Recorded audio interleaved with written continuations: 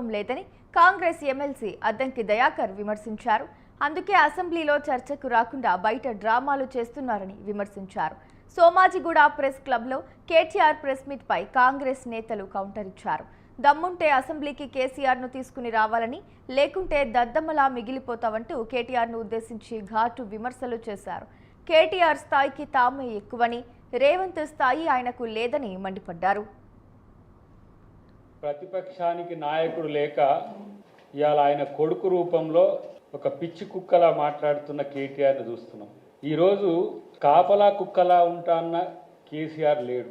ఎందుకంటే ఆయనకు చేతగాట్లేదో రావడం చేతగాకనో ఒక పిచ్చి కుక్కను ప్రతిపక్షం రూపంలో తెలంగాణ మీదకి వదిలేసింది.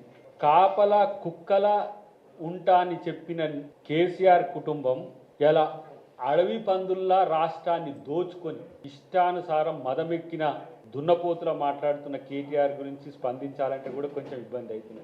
ఏం భాష? నేను అంటున్న కేటీఆర్, నీకు దమ్ముంటే, నీవు నిజంగా మగాడివైతే నీ అయ్యని తీసుకొని అసెంబ్లీకి రా. ఎందుకు బజార్లలో తిరిగి పిచ్చి కుక్కలక మొరుగుతున్నారు అని ఆయన? నువ్వు అసెంబ్లీకి వచ్చే చేత కాదా? దమ్ము లేదా?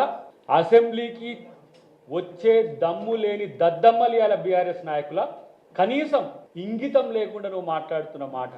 ఇలా అభివృద్ధి గురించి, సంక్షేమం గురించి మాట్లాడతారు మా పెద్దలు. రామ్మోహన్ రెడ్డి గారు మాట్లాడతారు, మా ఎన్ఎం గారు మాట్లాడతారు, మా కవంపల్లి మాట్లాడతారు. మీకు సిగ్గు లజ్జ ఉందా? మీకు మీ బతుకులకు ఏమైనా? మీ వాదా ఏంది? మొట్టమొదటిసారి తెలంగాణ సమాజాన్నే కాదు, తెలుగు సమాజాన్నే కాదు, ఈ దేశాన్ని మోసం చేసిన దళితులు మీరు. దళితుడిని ముఖ్యమంత్రి చేస్తా అన్న దద్దమ్మలు మీరు దళితుడిని ఎందుకు చెయ్యలేదో కూడా చెప్పలేని, ఇప్పటికి కూడా చెప్పలేని పరిస్థితిలో మీరు ఉన్నారు. మీరు కమిట్మెంట్ గురించి, కన్విక్షన్ గురించి